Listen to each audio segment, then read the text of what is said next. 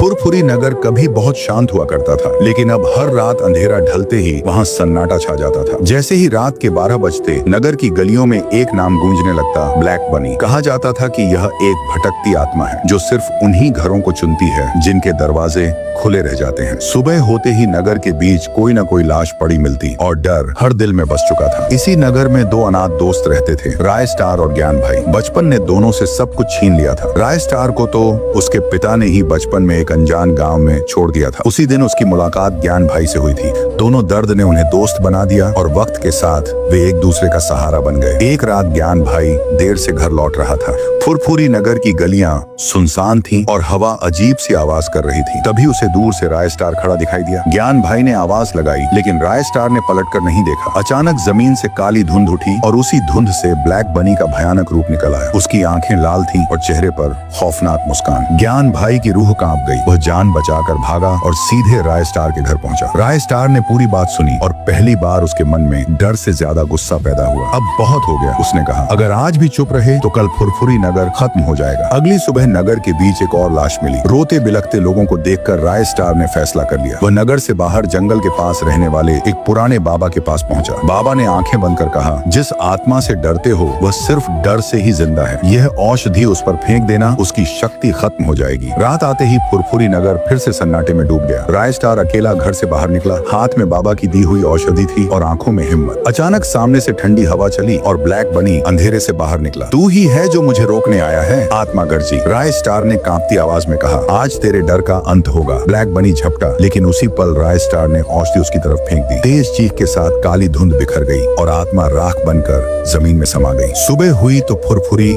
नगर की हवा बदल चुकी थी। दरवाजे खुले थे, चेहरे पर मुस्कान थी। राय स्टार और ज्ञान भाई ने पहली बार चैन की सांस ली। लेकिन नगर के लोग आज भी कहते हैं, अगर कभी रात में काली धुंध दिखे तो समझ लेना ब्लैक बनी की परछाई अभी भी कहीं न कहीं मौजूद है।